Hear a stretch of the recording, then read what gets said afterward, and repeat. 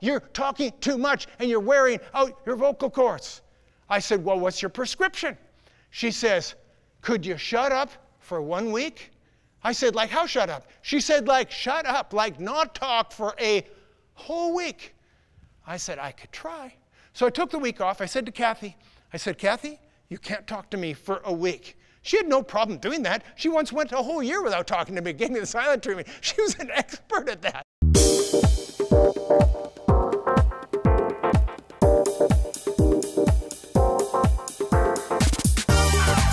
Welcome to Church of the Rock from Winnipeg.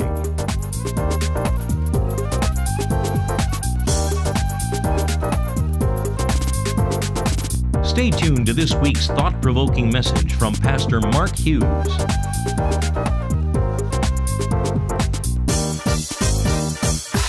So today we're carrying on. In fact, I'm going to conclude the series, Brave New World, today.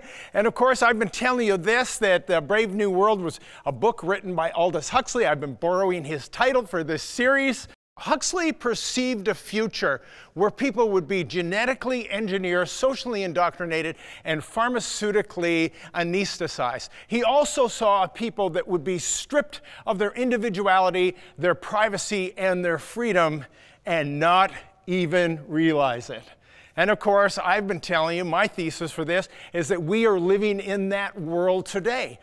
And all throughout this series, I've been challenging you to do one thing, and that was to think for yourself. Because the scriptures tells us not to be conformed to this world, but be transformed by the renewing of our mind. And I've been challenging you to borrow a slogan from Apple, to think different. So today my message is entitled, Sex and Drugs and Rock and Roll. And I thought, I better pull out the 80s rocker jacket. Do you like it? This does not come from the costume room. This comes from my closet. Oh yeah, I was the coolest guy in high school. You're saying you went to high school in the 80s? Probably not. Anyway, probably not. But I do own this. And so here's what we want to talk about today. See, Huxley, his thesis was this, that if you allowed people to pursue their most carnal pleasures and desires, you could actually hold them in servitude. That they wouldn't actually care if you stripped from them economic and political power. He felt that what would happen is that people would not pursue the higher aspirations of life, like nobility and like honesty and like virtue and like true passion and true relationship and all the things that make life life. And so that was his thesis, that you could just keep people in bondage with these things. And so when we talk about rock and roll, sex and drugs and rock and roll, you know, there's actually nothing inherently wrong with any of these things. And if you look at everything that's bad in this world, you know what? Everything that is bad in this world, you know where it comes from? Basically, the devil takes something that is of God's that is good, and he corrupts it. And you can go through the entire book of the Bible and you can find things all the way through where God created something, Satan corrupted it, and called it sin. All we have to do is go to the Garden of Eden. I'm just going to take a moment and do this. We go to the Garden of Eden, Genesis chapter 2. The very, very first thing that God shows Adam is the trees. And he says, I have all these trees I have planted, and they are pleasant to the eyes, and they are good for food. Did you hear that? Good for food. So we know that food is a good thing, right? I mean, it nourishes our body. We can't live without it. I mean, breaking bread, sharing food together is one of the most powerful relational things. Do you remember when we were allowed to do that? Remember how good that was when we were allowed to eat together? No, some of you don't remember that. But we used to be allowed to do that. And it was a wonderful thing. But you take food, and how has food destroyed people? If you eat too much of it, it's called gluttony. More people have died from food than sex and drugs and rock and roll put together. It is one of the most detrimental things. Here's another thing. Also, the very next thing in the book of Genesis, right after food, he tells Adam about the Pishon River, and he says down the Pishon River is where the gold is. And then he says this, and the gold there is good. He says the gold is good. So wealth is not a bad thing, but if you take it too far, if you corrupt it, if it becomes greed, if it becomes extortion, if it becomes something that has too big of a grip on you, it becomes something that is evil. And that's why Paul says that the love of money is the root of all evil. So Satan takes something that's good and he corrupts it. So the third thing, you know what the third thing was in the garden? So you got food, you got gold. The third thing was sex. You say, I don't remember sex being mentioned. Well, yes, you do. Adam was alone, and he brought him a woman, and the woman was naked. She was naked. What did you think was going to happen? I don't think he needed to talk about it. Do you? I think everybody knows what's going on. You know, I had a guy tell me one day, he said this. He said, you know, Pastor Mark, that Adam was the world's first Mennonite. I said, how's that? He says, yeah, who else would stand beside a naked woman and be tempted by an apple? No, I don't think that joke's funny at all. And I'm just repeating what he said. So if you want to complain, you write him. His name is Abe Friesen, and he lives in Steinbach. So you go right ahead and take it up with him, not with me. So we're going to talk about sex and drugs and rock and roll, but we're not going to talk very much about rock and roll. I'm just going to kind of weave that in. Really just going to talk about sex and drugs. And so this might be something that you want. I'm not going to use any graphic language, but you do maybe want to consider your kids and what you want to hear, because it is going to be mature language, okay? But we're not going to use graphic language, just so you know. So going back to Huxley's thing, Huxley had this idea that in the future, there was going to be a time where people were welcome, not only welcome, but encouraged to pursue every carnal and sexual desire that they wanted. And by doing so, they could be withheld their economic and their political power. They could be held in this bondage. They would absolutely fail to pursue, as I said, these higher aspirations of life. And so this was kind of what he determined what happened to mankind if man was allowed to do these things. And one of the things that he spoke all the way through in the novel is this, is that marriage and monogamy was actually prohibited. You weren't allowed to have monogamy. You had to have as many partners as possible. You weren't allowed to get married. Why would that be? And I'll tell you why. Because if you can destroy the whole idea of relational sexuality, then you reduce it to something that is merely mechanical, and what you remove from it is commitment and caring, and people will not do anything for another person if all they care about is their own selfish needs and desires. And that was his thinking and his reasoning on this. And see, there is nothing more powerful in this world, no institution that has more power and more influence in the world and in the history of the world than the family. Because the family will do things for others that no one else would ever do. So Huxley imagined this world where the children were raised by the state, where there was no marriage, where there was no monogamy, where there was no commitment, and as a result, people got held into this bondage. Now, I want to paint a little picture for you here about this.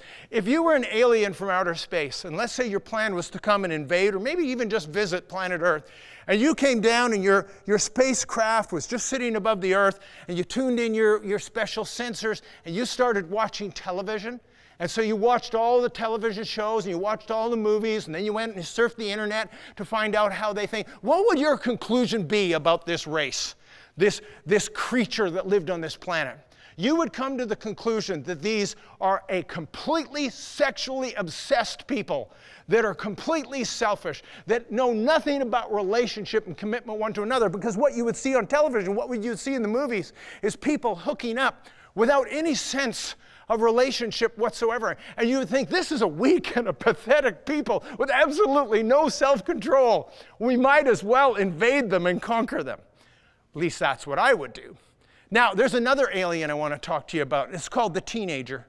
And the teenager is a newcomer to this planet. And they're watching these same shows, these same TV shows, and these same movies, and surfing that same internet. And how are we ever going to guard the minds of these formidable minds of these young people when they are being bombarded with this crud? And this is where rock and roll comes in. And it's really true. Because rock and roll has been one of the areas, even though I personally don't think there's anything inherently wrong with rock and roll has been one of the vehicles in order to perpetrate this wanton sexuality on the human race, and particularly on these young aliens called teenagers. And it all began in 1956. And you'll never guess with whom. Elvis Presley. It's Elvis Presley's fault. You say, what? Well, I'm going to prove it to you. In 1956, he was an up-and-comer. He was not yet a household name, but he was an up-and-comer. He had sort of some things going on, and what he did was he appeared on the Milton Berle show in 1956, and he did his infamous song, Hound Dog. I'm going to show you the clip, and I'm telling you, guard your children's eyes. Here it is, 1956, Milton Berle Show. Crying all the time. You ain't nothing but a hound dog, crying all the time. Well, you ain't never gonna rabbit and you ain't no friend of mine. Here it comes, there it is. Oh my goodness! Did you see it? Did you see it? Did you see it? That was scandalous in 1956. You say, what? I'm not joking. He got dubbed Elvis the Pelvis, a name that stuck with him for the rest of his life. He hated the name, and they thought this was the most highly charged sexual thing that had ever been on TV. 1957, he's on the Ed Sullivan Show. Some of you remember this story. He got shot from the waist up. They did not show the lower half of his body because it was too scandalous. And see, this is what I think happened. 1956, 1957, everybody saw that this moment, this scandalous moment, this huge degradation of human sexuality, it launched him to stardom. And so for 65 years since that time, people have continued to push the envelope in pop culture and in the world of rock and roll. And you know exactly what I'm talking about. And every year, if I'm going to be noticed, if someone's going to pay attention to me, I got to go a little bit further than the last pop star did. That's why Madonna and later Lady Gaga started showing up on stage in their underwear, for goodness sakes. Why are they wearing their underwear? Why not? Get people's attention, that's why. I want to tell you the story of Hannah Montana. How many know who Hannah Montana is? Disney little princess, beautiful. My daughters grew up watching Hannah Montana. They always watch it. I used to watch it with them. And of course, we know who Hannah Montana is. She's Miley Cyrus. Grew up in a Christian home. You know her dad, Billy Ray, you know, the achy breaky heart guy, poor fella. And anyway, she was brought up in this Christian home. She was baptized at the age of 12. Do you know that she wore a promise ring, a purity ring, during her teenage years, promising to her parents and to God that she would remain pure? But then after Hannah Montana, the girl next door, had run its course, what was she going to do to break into the world of pop music? Because it wasn't happening for her. And she shed her hair, and she shed her clothes, and she appeared on a wrecking ball completely naked. That's the song, Wrecking Ball, the video, Wrecking Ball. Did the most bizarre things, you remember. She got naked and licked a sledgehammer. You know, how come when Miley Cyrus gets naked and licks a sledgehammer, they call it art? When I do it, I get kicked out of Home Depot. What's that all about? And you know, I'm not the only one who's tried it. You know who else tried it? Betty White. Y'all know who Betty White is?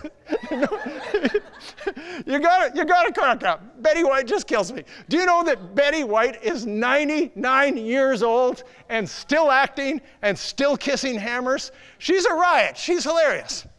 Now, here's where I'm going with this. So you understand where rock music and pop culture is going.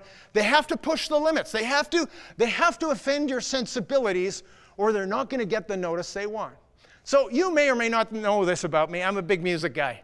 I love music. I watch all the anthologies, all the documentaries. If there's one on the History Channel about some band, I'm watching it. And one of the things I do, one of the things I love, is I like to watch and see what the up-and-coming songs and artists were. And so I would like to, emphasis on the like, I would like to watch the Grammys.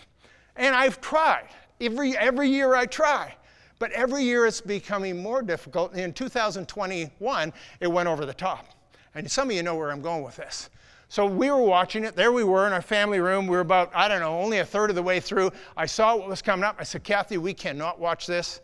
And I turned it off. And I didn't see it. But I read about it the next day. And some of you know what I'm talking about. I'm talking about the rapper Cardi B and Megan Thee Stallion. And the two of these did something on television that could only be described as pornographic. There's no other way it can be described. I didn't see it, but I read all about it and I heard all about it. And what they did was just unbelievable. On national television, on network television, during prime time, and we know for a fact there would have been kids watching it, and they did something so obscene, so pornographic, and she defended herself saying this, that it was all about women's empowerment. It's the very thing that they have railed against, that women have been objectified as nothing more than sex objects. These women went and did, and then claimed it's their sense of sexual woman's empowerment. And I'm telling you, when I saw this, I thought, I really miss the good old days of old-fashioned feminism. You know, this type. We can do it. You know, strong, bold females that say, whatever you can do, we can do. Where's that? I miss feminism. If this is the alternative. And let me give you a little sidebar here that I think is really important. That I don't believe anybody has done more for women's empowerment in the history of mankind than Jesus Christ himself. Jesus Christ empowered women. Go look at the story. He lived in a time, in a day and age, where women had no rights, no freedom. They had no economic power. They had no divorce rights. They had nothing. The men could divorce the women, but the women couldn't do anything. And if a husband left her destitute, she was destitute. And Jesus comes along, and he treats women with incredible respect and decorum. So much so, we always talk about, you know, his big famous apostles, Peter, John, and James. Those weren't his best apostles, his best disciples. Go read the story. Who are the most faithful? Who are the most dedicated? Who are the most engaged? They were Mary and Martha and Mary Magdalene and some of these other women. They were there when the others scattered. You go look and read the book of Acts, and we have at least 2 women that are named among the apostles, Junia and Priscilla. And I'll tell you something, Jesus didn't invent this. You go look and read the Old Testament. You know that Deborah judged all of Israel for 40 years, some 3,000 years before Margaret Thatcher was even born. This is an incredible story when you look at how God empowers women. And where are women the most empowered in the world? I'll tell you where. In the Western Christian world, that's where. But here's the big question. Here's the big question. This is the moment. What do we do about it? I always have the surprising answer for you. Are you ready for the surprising answer? That's what I've been doing in this series. What do we do about it? The answer is nothing. So, seriously, Pastor Mark, we're going to do nothing? That's exactly what we're going to do. We are not called to do anything, and I'm going to prove it to you, because there's nothing we can do about it. Because you can't actually change your world. You actually can't change people within the world. And I'm going to show you the answer, because you can't censor them. You know what I think about censorship. I've talked all about that during this series. Censorship doesn't work. So I'm going to tell you what Paul says about this. Because Paul the Apostle, Jesus, the rest of the disciples, they lived in a time, particularly in the Greek part of the world, Asia Minor, that was far more sexually broken and perverse than our world has been. And everything that we've seen, everything that we are seeing, and I'm not going to describe any of it, it all existed in Paul's day. And the kinds of things, you can go read it for yourself. Go read about the Greek Empire and sexuality. You will be shocked. And yet this is what Paul writes, because he saw some of these things creeping into the church in Corinth. And he said, some things that are not even named among the Gentiles, you're doing right in the church. So he writes them this letter and he rebukes them. And in 1 Corinthians chapter 5, verse 9, he says, I wrote to you in my epistle not to keep company with sexually immoral people. Yet I certainly did not mean sexually immoral people of the world, or with the covetous, or extortioners, or idolaters, since then you would need to go out of the world. But now I have written to you not to keep company with anyone named a brother who is sexually immoral, or covetous, or idolater, or reviler, or drunkard, or an extortioner, not even to eat with such a person. For what have I to do with judging also who are on the outside? Do you not judge those who are on the inside? But those on the outside, God judges. Therefore, put away yourselves from the evil person. So he explains it here in some pretty great detail. Anyway, he says, you can't separate yourself from these people in the world, because otherwise you have to leave the world. It's everywhere. Everywhere you look, everywhere you go, you're going to find these people. But for God's sake, don't let it come into the church. Don't let it creep in here, and don't you live like the rest of the world. And he says, we have to judge one another. We have to hold one another in account. He says, God will judge those people. Oh, don't make any mistake about it. God will judge those people. He will deal with those people, but you can't deal with those people. There's nothing you can do for it. And you know why? Because you cannot change people from the outside in. You could legislate whatever you want, but it's not going to work because you haven't changed people's hearts. And even Paul admits this in the book of Romans. He said the law didn't have any power over people because of the weakness of the flesh. Or in other words, he says even the law, even the 10 Commandments didn't work. Not that it wasn't righteous, it was, but it didn't work because it tried to work from the outside in. And the only way you can change people is from the inside out. And the only way you do that is by bringing them into a personal relationship with the living God. You all know what I'm talking about here, don't you? And that's what he was telling us here. He says, you know what? You're going to be in this world. You're going to see things you're not going to like. There's not anything you can do about it except keep yourself unstained from the world. And what I want to do is I want to take just a couple of minutes here, and I want to talk about God's original intent for sexuality, because I think it's important for us to talk about this. And I'm going to give you another verse. It's out of Hebrews chapter 13. And in Hebrews chapter 13, verse 4, it says this: marriage is honorable among all, and the bed undefiled, but fornicators and adulterers God will judge. And what he does is he contrasts sexuality in the marriage bed and sexuality outside of the marriage bed. And he says within the marriage bed, within the confines of the marriage, sexuality is not sinful. It's honorable in all. The bed is undefiled. There's no sin in sexuality within the marriage bed. But anything outside of that marriage relationship is called fornication or adultery or premarital sex. Call it what you want, sexual immorality, porneia. Anything outside, he says, God will judge those people. And he says, I want you as the church. I can't change the world. I can't tell the world what to do. But I can tell you what to do. This is what Paul's saying. And he says, within the marriage bed. And you see, here's why it's so important. You say, why would God care? I'll tell you why God cares. Because God created us, and we're his children. And we are the temple of the Holy Spirit. And when a man and a woman come together in that intimate sexual relationship, there is nothing on this planet more intimate and vulnerable than sexuality. That moment, you are not only uniting sexually, but emotionally, hormonally, spiritually. It's two human beings coming together in this way of completely exposing and becoming vulnerable to one another. Why on God's green earth would anyone ever do that with a stranger? God has given us this beautiful gift called sexuality, and we need to cherish it for what it is. It's a gift.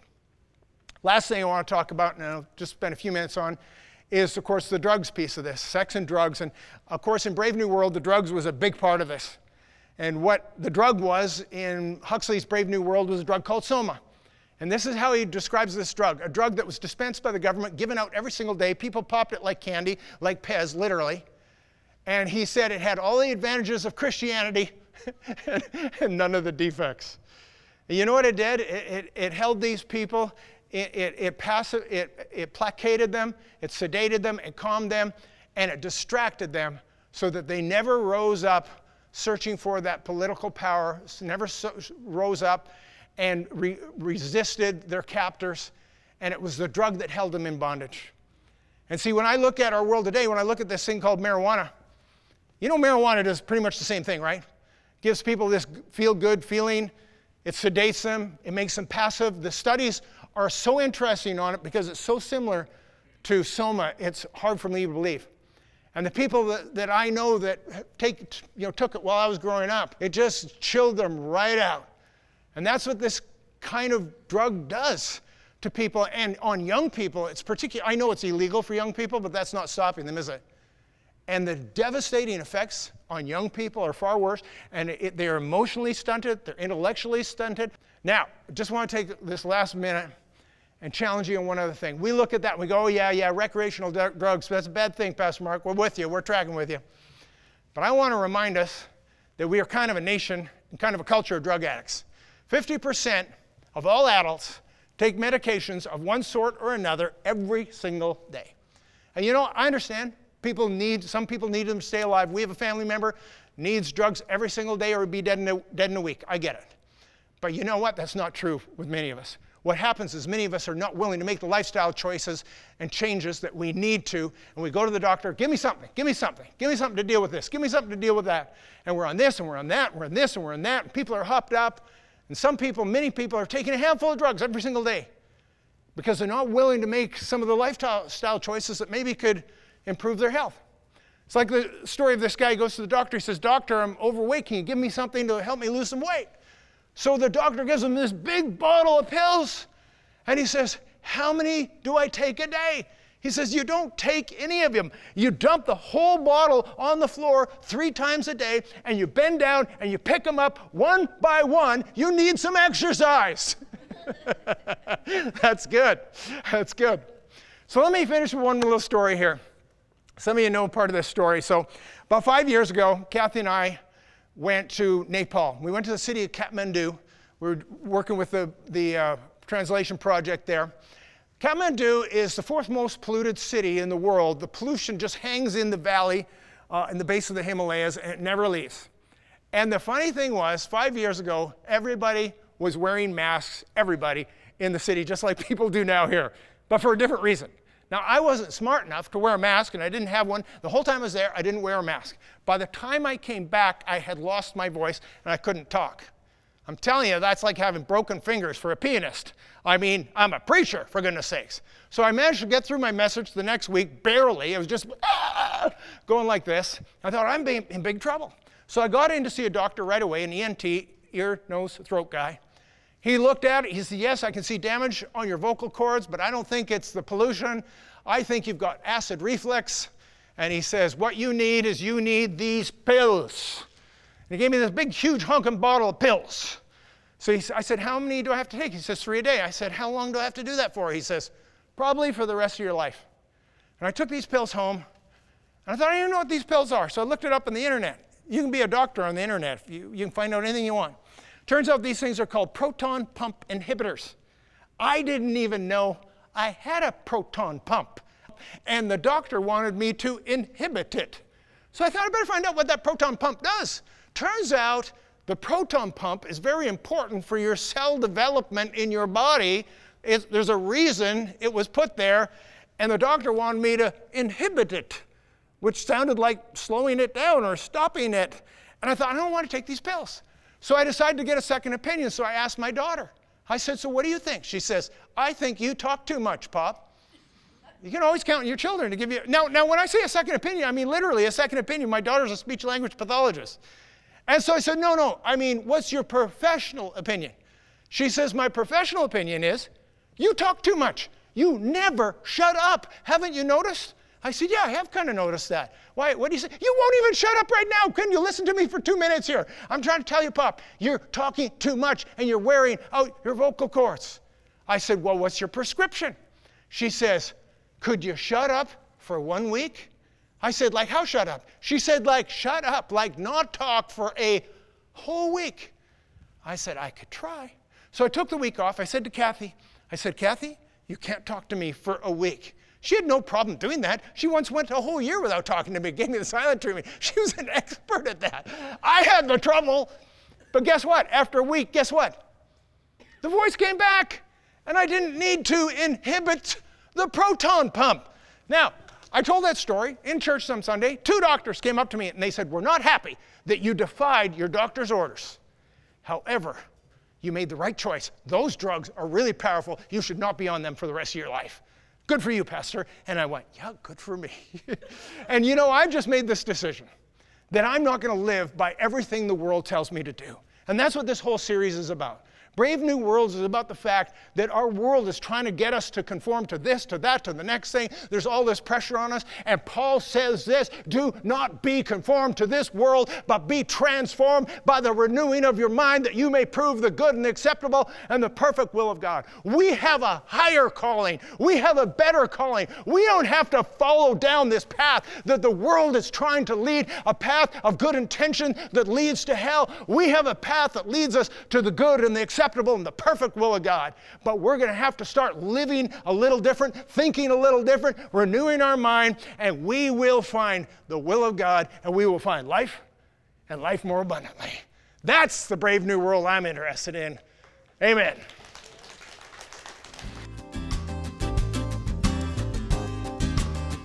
If you'd like a booklet to help you understand more about God's gift of forgiveness and reconciliation through Jesus Christ, please contact us, and we'd be happy to send you a free copy of the Book of Hope.